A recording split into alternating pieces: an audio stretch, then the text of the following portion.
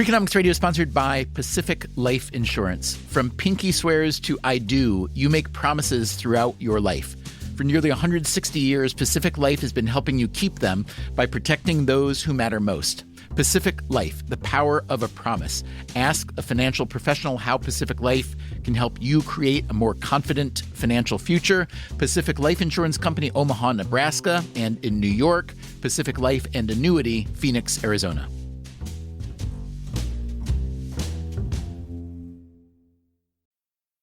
Freakonomics Radio is sponsored by Hotels.com. Hotels.com gives you access to hundreds of thousands of hotels worldwide. And when you join for free, you can save up to 20% instantly with member prices. Plus, every stay earns rewards. So when you book one trip, you're already lowering the cost of the next one. Hotels.com is simple, rewarding, and designed to help you get more out of every stay. Sign up for free and book today. Hotels.com. It's all in the name.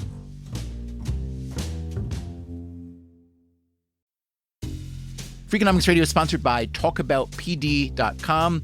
Let's talk about Peyronie's disease, or PD. It's not widely talked about, and some men may feel reluctant to bring it up, but it's more common than you would think. PD can happen when scar tissue builds up under the skin of the penis, causing a curve with a bump during an erection that for some men may lead to pain during intimacy and impact mental health.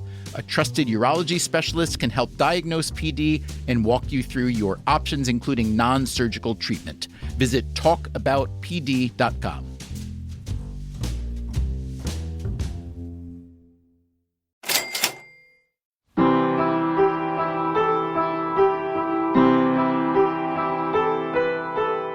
Nobody gets to where they get or becomes who they become without some help along the way. Maybe a little help, maybe a lot. So as a writer, I've had a lot of help. People who taught me, whether they knew they were teaching me or not.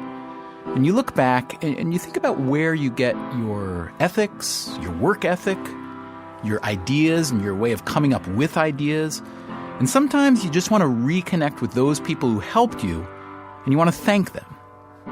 So not long ago, I had the chance to go back to Appalachian State University in Boone, North Carolina, where I was an undergrad a bunch of years ago, and I dragooned my 3 favorite professors into coming by the radio station there, WASU, for this conversation.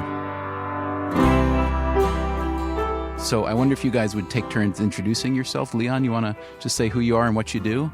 I'm Leon Lewis. I've been a member of the English department at Appalachian for, long time, at least since the mid-'70s. Mm-hmm. Jim? Okay, I'm Jim Winders. I taught European intellectual cultural history, especially French history, at Appalachian for 30 years. I retired in 2008. And Joe? Hey, I'm Joe Murphy. I started teaching here in 1975. I teach in the educational media program, documentary film and film production and video production. So each of the 3 of you, when I was a student here, something happened to me in each of your classes, or I learned something in each of your classes. It was often one very, very small thing that I'm guessing that you probably don't recall because so much happens. But in each of these cases, these 3 things that I learned from the 3 of you stayed with me. You know, I think anybody that turns themselves into whatever you turn yourself into, a professor, a business person, a writer, you kind of carry around a little book in your mind of ways to live, ways to think, you know, a cheat sheet, Harvey Penick's Little Red Book in golf, right? The rules you live by. And so for me, 3 of the rules that I've lived by always as a writer, I learned from the 3 of you.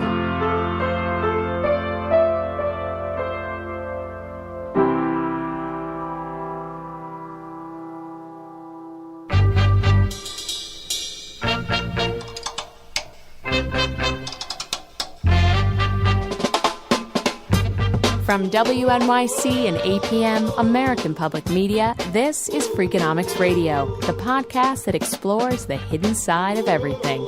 Here's your host, Stephen Dubner.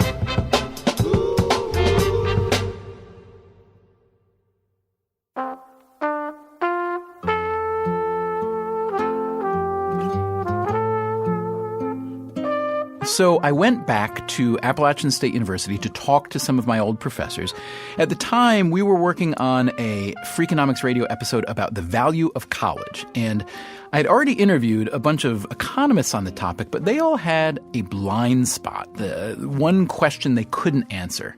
So I wanted to see if maybe my old history and English and film professors could answer it. So let me just ask this question to all of you, and all of you or none of you, if you hate the question, can answer it. What happens to a college student that creates value? So it seems as though the numbers tell us, and the best economists in the field tell us, that there's a lot of value created at places like this. You take students and you turn them into more productive, healthier, happier people. And I'm just really curious to know from your perspective of three people who've taught for a long time, how you think that transfer of knowledge or that benefit actually happens. It strikes me as some form of wild, wonderful alchemy, and I wonder if you know what you're mixing and matching. I don't know exactly what goes into the process. That's Leon Lewis, my old English professor. Even though I've been at this for a long time, in some ways I'm going on instinct, and things that I like talking about and things that I'm interested in I still think have a great deal of value, and they've kept me energized. But one of the basic things that any English department is going to do is involved with helping students to write as effectively as they can. And I believe to have some sense of your own language, to know what it means, to be able to use it, can not only be useful and productive, but it can be extremely exciting. So I'm committed to that and doing the best I can with it. That is, I think that's a great point, because, I mean, one of the ironies of the digital revolution is that people thought that the printed word, the written word, would become less important. But the fact is now everybody writes all the time, if only in tweets, right? Jim, I don't know. Back to your earlier question, you mentioned the word value, and I was very struck by something you said about something that happened in each of our classes is something that stays with you, that you remember and you use all the time. And I think that's really essential, that a classroom is a place where something is going to happen. And no matter how much the professor has prepared, no matter how receptive the student is, there's no predicting what that's going to be. And it always amazes me when a student will tell you years later, I'll never forget the day you said so-and-so. You don't remember saying that, but the student has remembered that, and it has meant something to that person. One of the most important things I think that happens in the classroom is that a certain kind of student discovers for maybe the first time that he or she really has the talent and the capability to excel in writing or some academic skill or some area of knowledge, and it's a revelation to them.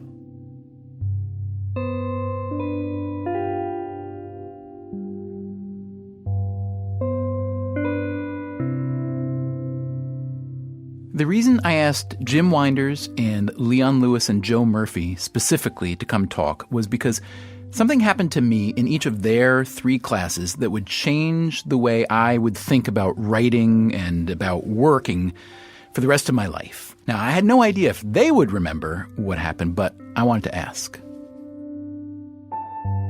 So, Joe, this is not something you said. I'm going to warn you, it's something a guest said. You had a guest come in, a filmmaker. So, Joe, you taught a filmmaking course that I took, which was a great deal of fun. It was great. And this filmmaker came in to talk about whatever. I literally don't remember who this person was, what kind of films he made, anything. But I do remember this. I had a question for the guy, and it was a kind of smart-ass question. It's embarrassing to say now. And I was he was talking about this, and I raised my hand. I said, well, the stuff you're talking about sounds really great, but our equipment is not very good. Like we just have a little basic camp. We don't have any budget or anything for light. We don't have this and that. Da da da da da da. And this guy, in a very friendly but very curt way, said, "Never, no matter what you are, no matter who you are, writer, filmmaker, blah blah. You don't blame your equipment. Your equipment is your equipment. You're the creative person. You learn to do what you do with the equipment." He didn't mean to embarrass me, but I was chastised. It was a phenomenal life lesson for me. So I'm just curious as to whether, A, you might have any recollection of that, and B, how that kind of teaching figured into the way that you ran your class, ran your filmmaking life yourself. Actually, I don't remember that specific incident because there's been many incidents along the years, but I do tend to support that philosophy and always have. I tell students you can be creative with a rock. I mean, creativity is in your head, and too many people use the excuse if I don't have I'm going to make my great film as soon as I get my camera. I'm going to make my great film as soon as I get enough money to. No, you can go out there and make a great film tomorrow. I mean, there's ways to do it. You can get a hold of equipment from the library or there's public access places. I mean, equipment shouldn't be an excuse. All right, Jim, let me tell you what happened in your class. And I should say, so you're a history professor. The history course of yours that I took was, I think, the single coolest course on the campus. No offense to Leon or Joe. It was called the History of Rock and Roll course that you taught. What I remember this one day is there was an exercise where you gave a sheet of paper and started at the head of the class and was supposed to go through it. And the only instruction was to write one line. I think it was very open-ended like that, which I think is what made it so great. And I don't remember if it was supposed to become like a story or a lyric or a description of something we were talking about. Now, first of all, do you remember that at all? And was it something you regularly did or no? I do not remember it at all. That's great. That's great.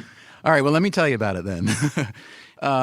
You were supposed to pass it around, and obviously, you're a human being. You get the sheet, you read what's come before it, and then you think, what's my contribution, and how do I further the cause? Well, again, me being immature and kind of a smartass and kind of a snob, I guess, because I felt like I'm in a rock and roll band.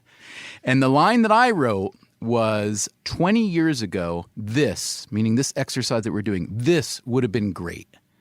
And I think what I was trying to say was, if we were all stoned in 1967 or whatever, this kind of free-form association bullshit that those people loved so much, yeah, that would have been great. But we're in a more enlightened era now.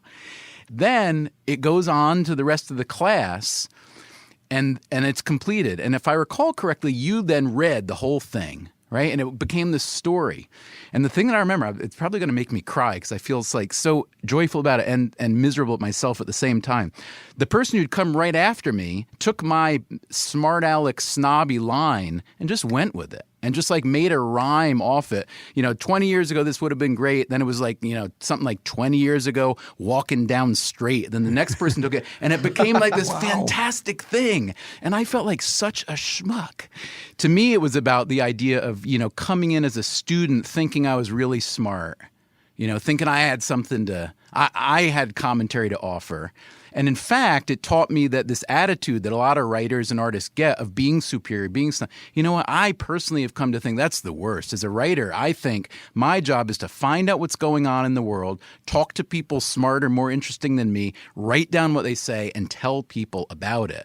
That taught me that arrogance and snobbishness it's counterproductive. So thanks. It's very interesting. So you don't remember it? I really don't. I can think about things in my intellectual background that might have led me to attempt that kind of an exercise, but I have no memory of that event. Did the way that you taught that course and the way that it was in such demand from a lot of people, did that change the way you thought about the history of rock and roll? And did you learn a lot by teaching that course? I learned a lot from the people in the course who were interesting and memorable people like yourself, and I cherish those things. My initial response to having taught the course was actually kind of negative. It was sort of the sense that either this really can't be taught, or that too many students are not taking the course seriously, or they get stoned to come to class because they think that's cool.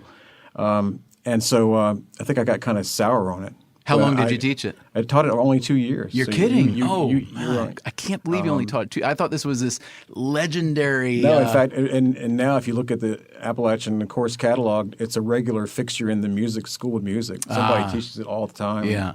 Gives them tests on everything. It's something I would never have done.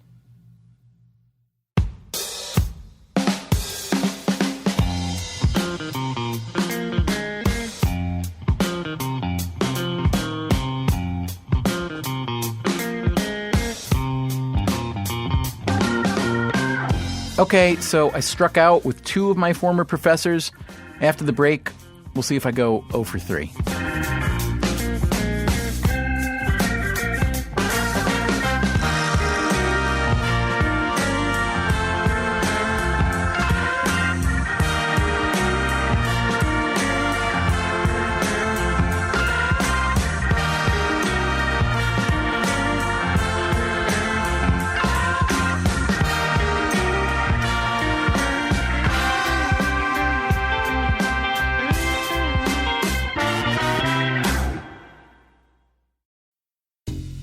Freakonomics Radio is sponsored by Cash App.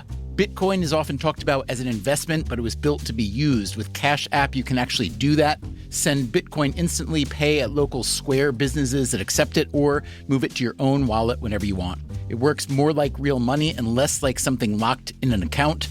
For a limited time, new customers can get $10 added to their balance. Just use code CASHAPP10 when you sign up. And don't forget this part, send at least $5 to a friend in the first 2 weeks. Terms apply. Cash App is a financial services platform, not a bank. Banking services provided by Cash App's bank partners. Bitcoin services provided by Block Inc. brand. For additional information, see the Bitcoin disclosures at cash.app/legal/podcast.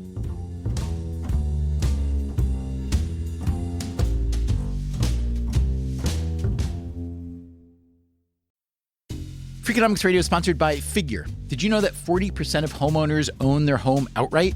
If that's you, don't let your equity sit idle. Tap it with a home equity line of credit. Figure, the #1 non-bank HELOC lender in the U.S., helps tap equity you've built in your home so you can do things like tackle a renovation or pay down debt. HELOC is a line of credit secured by your home. You can draw what you need, repay, and draw again. Figure offers a 100% online application. Get approved in 5 minutes and funding in as few as 5 days. It's faster than a bank loan and cheaper than a personal loan. Check your rate today without impacting your credit at figure.com/Freakonomics. This post is sponsored by Figure, NMLS ID 1717824. Figure is an equal housing lender. For more information about their licensing, visit nmlsconsumeraccess.org. Figure's HELOC is subject to credit approval and terms apply. Freakonomics Radio is sponsored by Range Rover Sport, a vehicle that blends power, poise, and performance.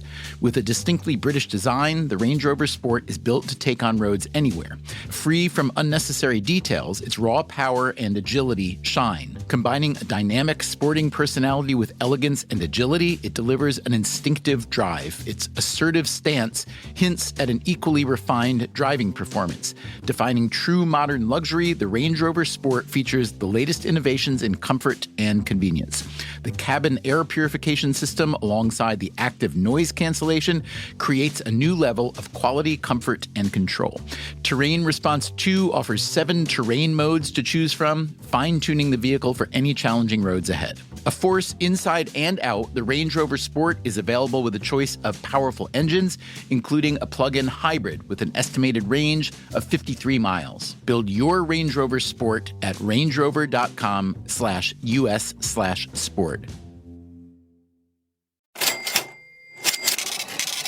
From WNYC and APM American Public Media, this is Freakonomics Radio. Here's your host, Stephen Dubner.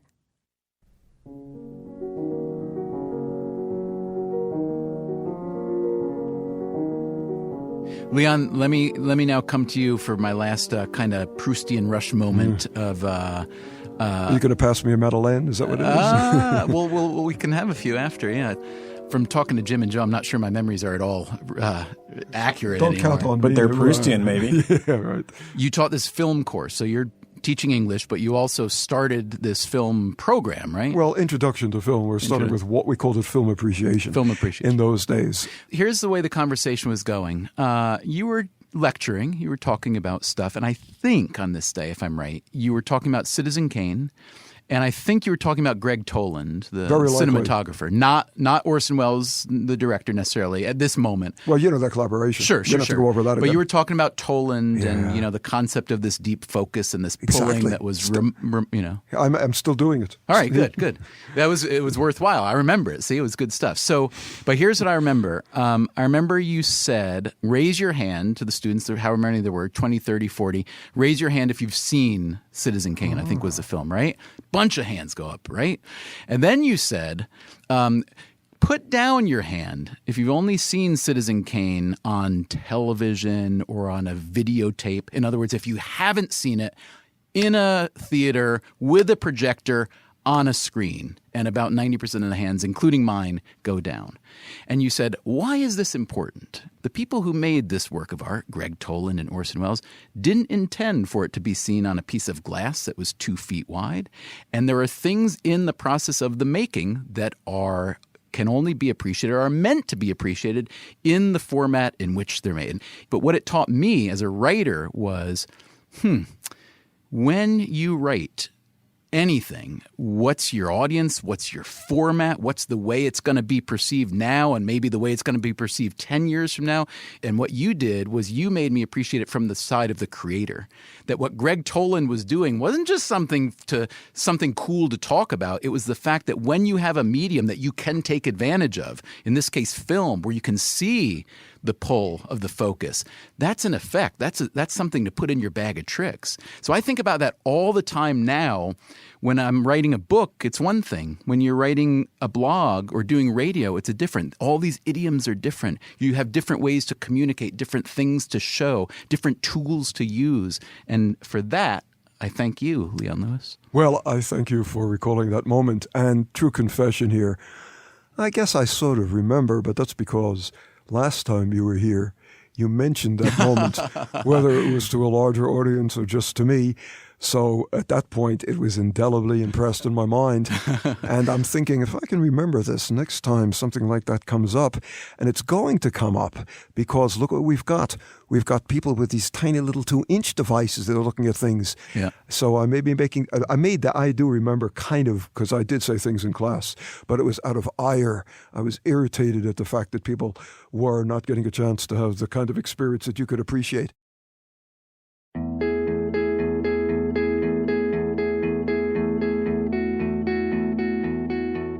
So as a writer, I took away at least 3 life lessons from my college professors. Number 1, do not blame your tools.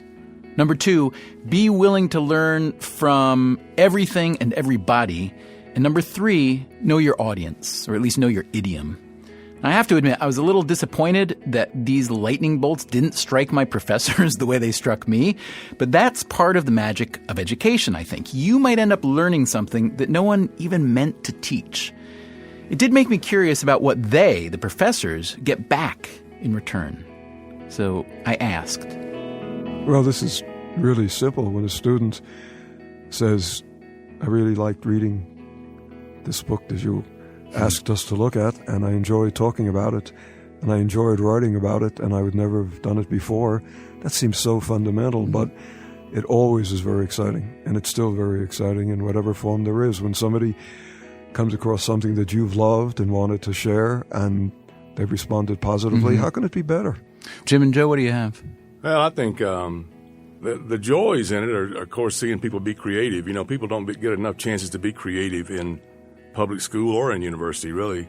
I think there's more opportunities now than there's ever been with new technologies coming out. But to see people in my classes create interesting videos, powerful videos, emotional videos, and that they're really proud of themselves is, I think, the biggest thrill for me.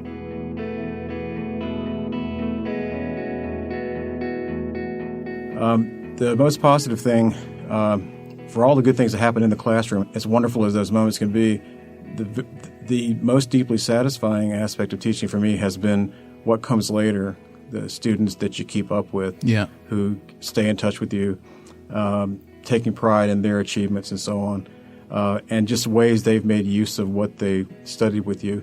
One of my greatest examples comes recently from a student I had probably 4 years ago. And he recently hiked the Appalachian Trail, the entire Appalachian Trail. He wrote to me and said that on the last days when he was so sick of it and so weary, he kept repeating to himself he had been in a class where I used Samuel Beckett's writings, my favorite author. And he said, I kept repeating to myself from Beckett, I can't go on, I'll go on.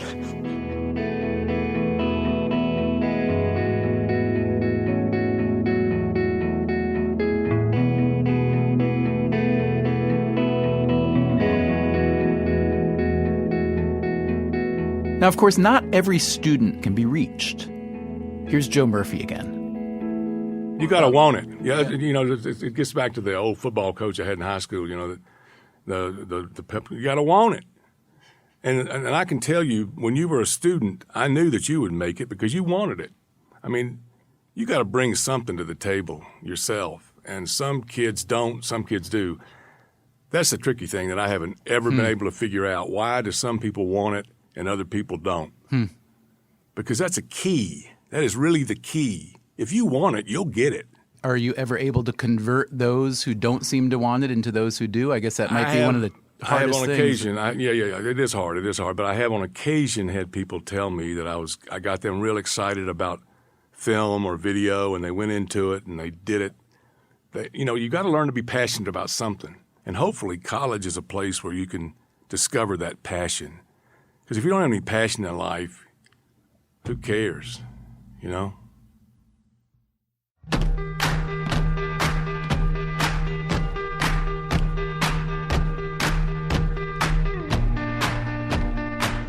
Well, Leon, Jim, Joe, thanks a ton for joining me today. But moreover, thanks for, everything you taught me and everything you've taught thousands of other students. Job well done. Thanks. I got to use an Appalachian phrase. Back at you, Steve. I appreciate it.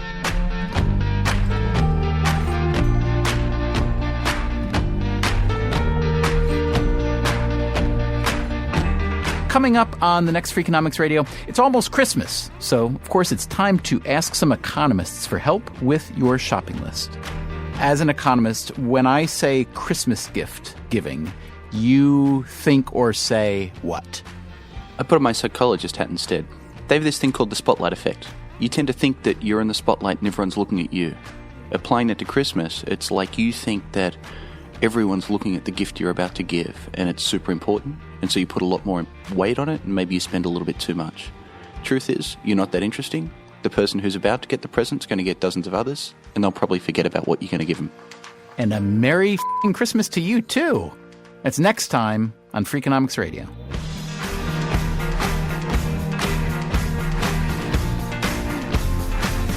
Freakonomics Radio is produced by WNYC, APM, American Public Media, and Dubner Productions.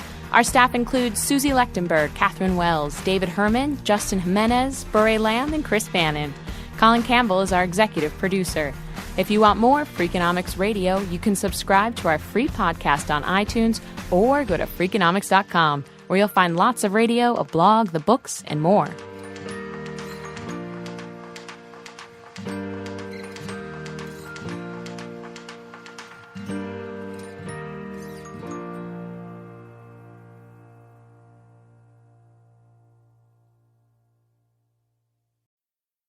Freakonomics Radio is sponsored by Ozempic. Innovation happens through rethinking what's possible, and when it comes to GLP-1s, Ozempic pill does just that.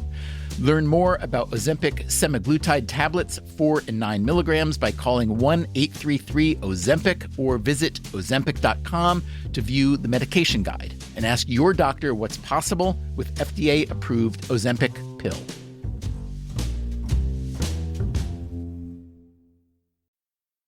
Freakonomics Radio is sponsored by Vitamix. According to the LA Times, the average American home contains 300,000 items, including a staggering number of appliances.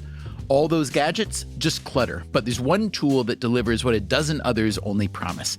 From pureeing to chopping, Vitamix blenders bring the power of an entire kitchen to your countertop, offering enduring performance and precision you can count on. In a world full of clutter, do more with less. Visit Vitamix.com and shop now. Hi, I'm Angie Hicks, co-founder of Angie. One thing I've learned is that you buy a house, but you make it a home. For decades, Angie's helped millions of homeowners hire skilled pros for the projects that matter. Angie, the one you trust to find the ones you trust. Find a pro for your project at Angie.com.